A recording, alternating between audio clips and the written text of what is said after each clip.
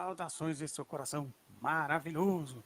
Bom, esse vídeo aqui é o primeiro vídeo de uma série que eu pretendo fazer. Vou tentar fazer uma conexão entre a caracterologia haitiana com a descolonização, essas questões humanas, né? Vou ver se eu faço um link aqui e eu vou ver se eu aprendo aqui falando sobre esse assunto.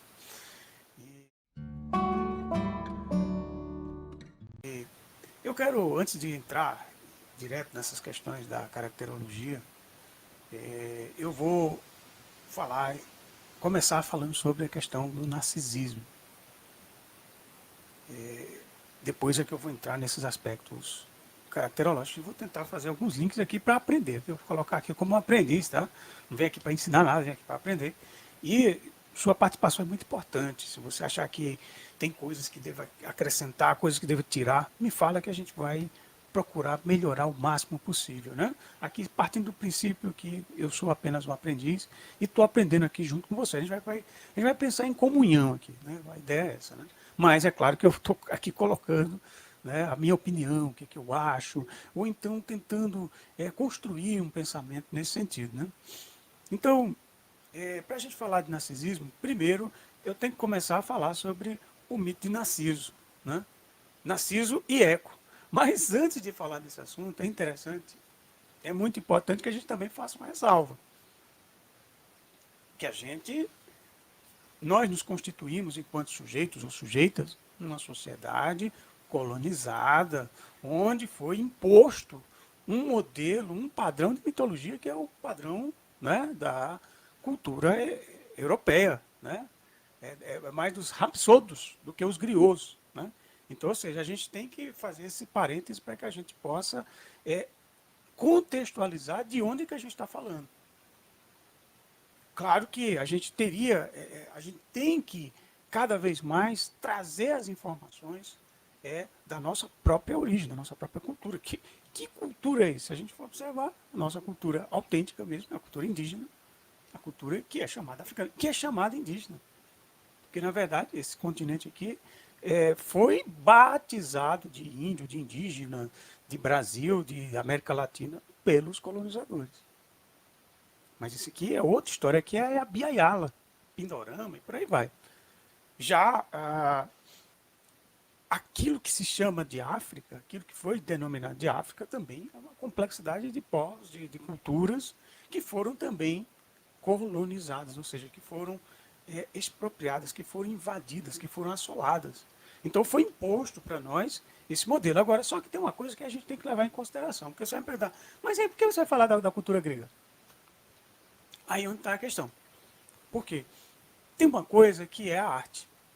A arte é uma coisa que ela é muito transversal e ela transcende. Agora, cabe a nós separar e botar cada qual no seu lugar, fazer essa disposição, essa geografia. Olha, peraí, isso aqui a gente está falando da cultura grega, não quer dizer que é a cultura superior, é a cultura que foi imposta. Agora, só que a arte, nesse contexto, consegue, né, através da mitologia, expressar algo que realmente expressa uma verdade, que é essa verdade dessa cultura colonizadora.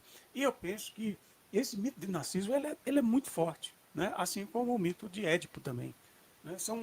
Dentro da mitologia grega, eu penso que é o que realmente representa a forma colonizadora. E eu acho que é importante para a gente entender que a gente também não vai se fechar agora e dizer, só vale o que é indígena, só vale o que é africano. Não é bem por aí, né? O Franz Omar Fanon, que é um grande filósofo, né, da Martinica, e ele dizia que a gente tem essa questão de a gente tem que apelar para um humanismo radical e não a gente se fechar num das polaridades.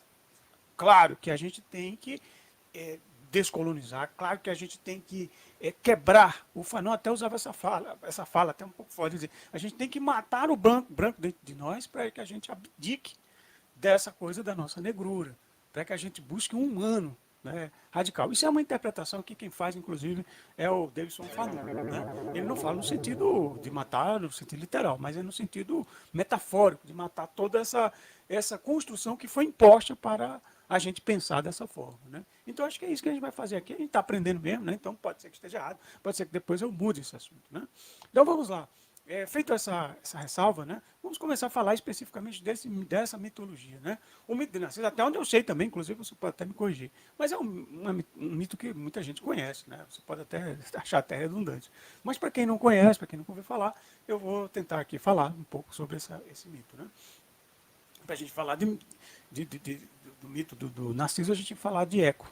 Né? O Narciso era, inclusive, era um homem, um cis, né? Hétero, né, até onde se sabe, né, daquilo que é considerado a beleza da perfeição. Aquela pessoa com as proporções, né, de harmonias, né, todas aquelas proporções, e aquilo que é considerado um homem bonito. Né. Agora, eu quero fazer um parêntese com a, a Rita Von Hunter, esqueci o nome do canal dela, que ela faz. Eu fui ver para fazer esse vídeo, eu dei até uma olhada no vídeo dela que eu achei impressionante. E ela faz inclusive essas ressalvas. Né? E ela diz o seguinte, que quando a gente pensa nesse homem super bonito, esse modelo, né? O que é que vem na sua cabeça? Qual é o modelo? E ela faz uma questão. Se veio um homem branco, né, que é a forma colonizadora, como a gente foi, digamos, condicionado a pensar dessa forma, aí a gente tem que fazer uma reflexão muito grande. Né? Agora, o que é importante é que se reflita sobre isso. Por quê? Por que esse padrão? Né? Então, mas como se está se tratando de cultura grega, a gente pressupõe que realmente era um homem branco. Né? Enfim. E aí o que acontece? O Narciso, ele, devido à sua beleza, todas as pessoas se apaixonavam pela beleza física dele. Era o físico que chamava a atenção. Então, todas as ninfas, mulheres, todo mundo. Só que uma divindade o condenou a ele só se apaixonar por quem não se interessasse por ele. Ou seja, quem não correspondesse ao amor de Narciso. Aí a gente vai fazer um recortezinho e vamos falar agora da Eco. A Eco, inclusive, era uma ninfa que, inclusive, falava muito, tinha uma boa retórica, e ela tinha um diálogo com todas as ninfas, inclusive as que, inclusive, eram as amantes de Zeus. Né? Então, Zeus, nos seus processos de traição, né, de traições, né, ele deixou assim uma dúvida, né, com relação à sua então esposa, né, que era, e ela vai perseguir. Ela ficou desconfiada para onde Zeus estava indo, sabe, desconfiando que ele estava a atraindo, né? E aí ele lá encontra a Eco e Eco começa a conversar com ela e tal, fala pelos cotovelos, né? Só que ela percebe que tem alguma coisa errada ali e aí ela resolve fazer uma maldição com a Eco.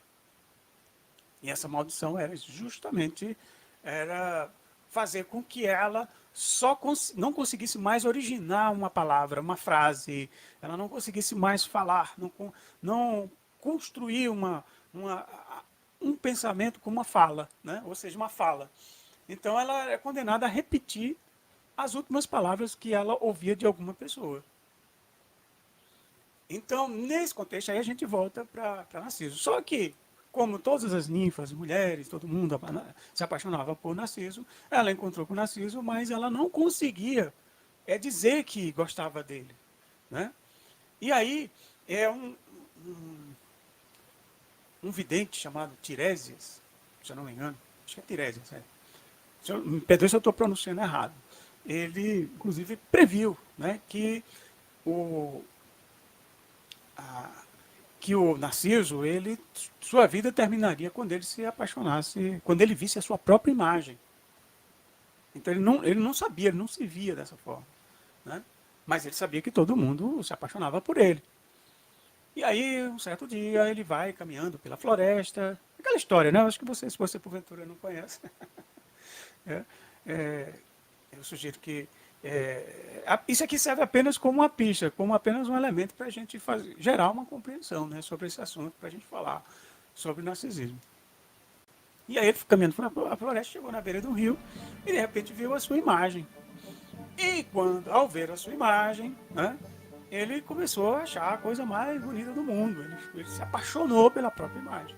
E realmente condizia com com a maldição, né, que era ele se apaixonar por alguém que não teria nenhum envolvimento com ele. Uma pessoa que não corresponderia, né, ao seu amor.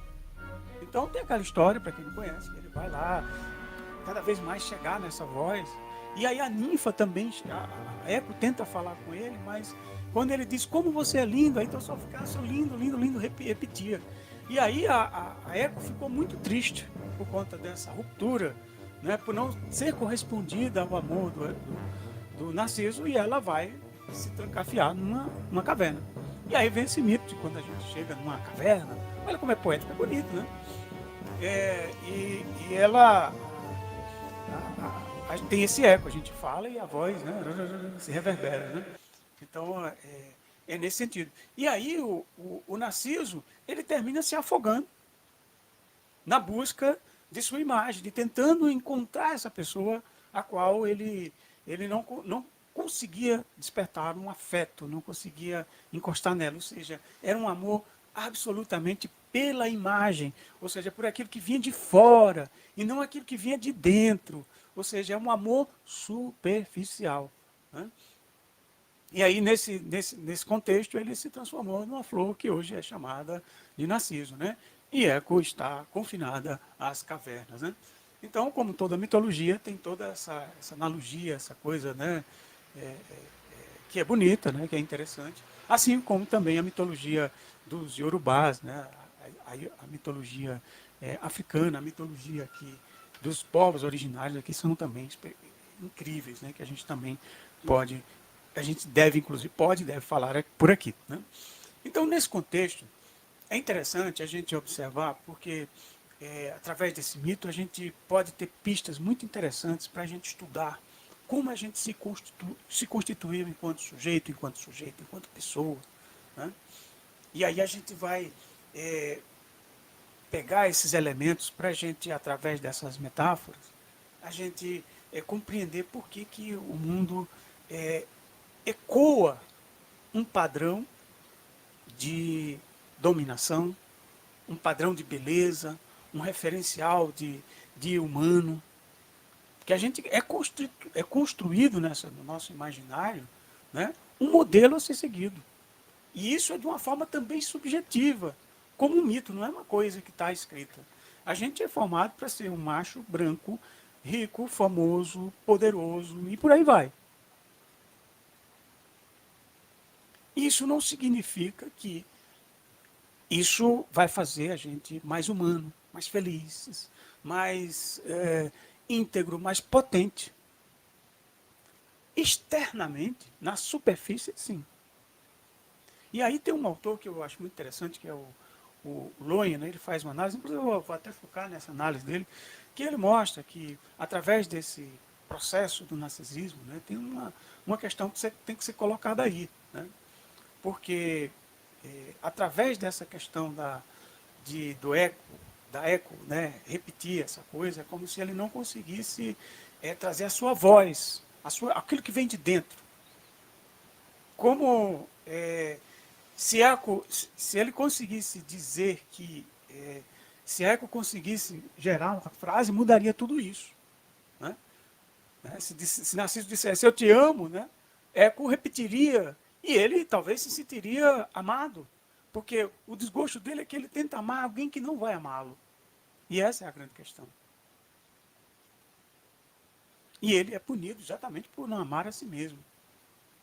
Ou seja, então quando a gente vai falar de narcisismo, a gente pensa, a gente tem a impressão de que é uma pessoa que ama muito a si mesmo, mas é o contrário. O narcisista é justamente quem não tem amor próprio. É a pessoa que não consegue amar aquilo que não está na superfície. É uma projeção externa que é dada a ele culturalmente, não é uma coisa que foi dada, não é uma coisa de cunho biológico, não está no cerne biológico, como dizia o Lohen. É algo que é incorporado culturalmente.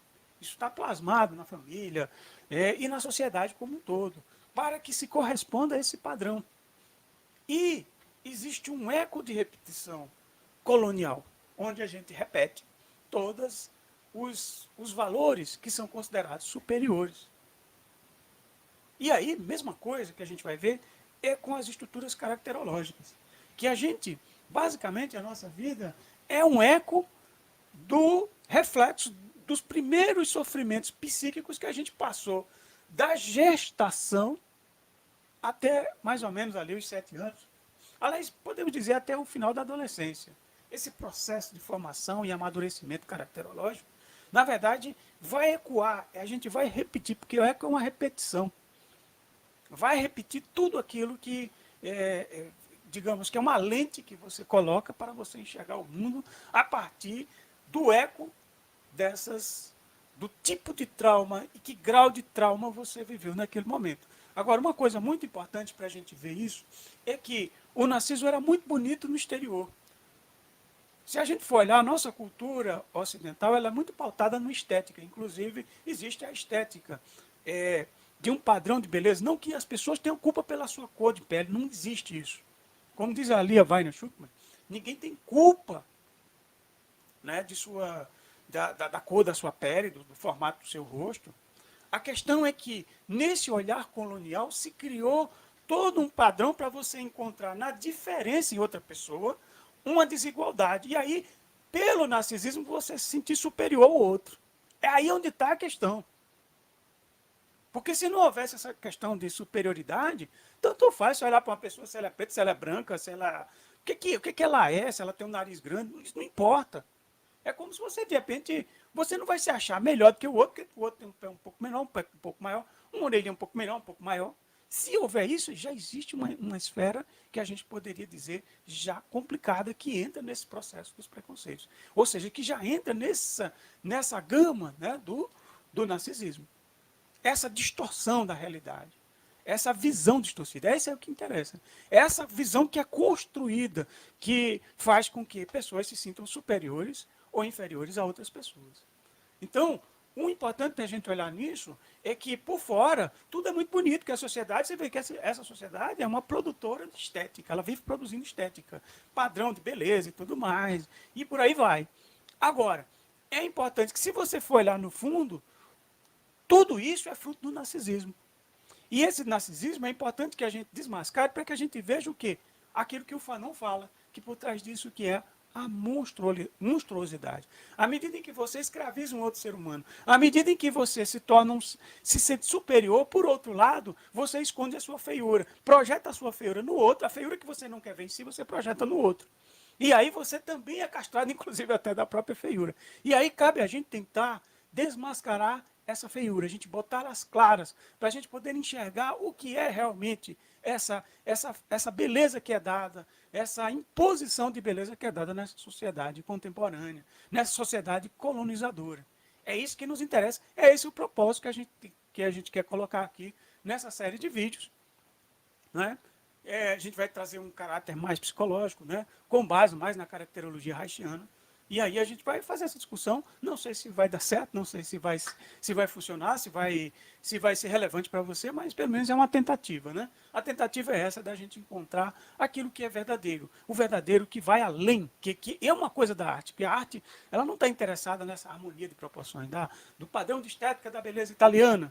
Não, é algo muito mais, é algo verdadeiro, é algo que está dentro. É aquilo que é transcendente, aquilo que não dá para a gente descrever. Né? E eu acho que é isso que a gente tem que pegar de todas as culturas. Né? E agora sempre a gente colocando o nosso lugar, né? A gente também denominando de que lugar também a gente está falando e colocando cada qual no seu lugar. Vamos tentar organizar isso aí de uma forma para que a gente possa sair do vício do eco caracterológico, para que a gente possa ter, digamos, laivos, lampejos daquilo que o Reich chamava da genitalidade, que é, digamos, aquilo que há de mais verdadeiro no ser humano, aquilo que há de mais autêntico, aquilo que está no cerne, aquilo que é transcendental, que é vívido, e não apenas nesses restos mortais do eco, né? que morreu de desgosto por não ser amada, por não ser reconhecida, por perder a voz. Né? E aí eu acho que cabe a gente resgatar essa voz, a gente falar. Né? E é esse o propósito desses vídeos aqui. Então, aguardem aí o próximo vídeo que a gente vai continuar falando sobre esses assuntos. Muita luz, falou, uhul, valeu.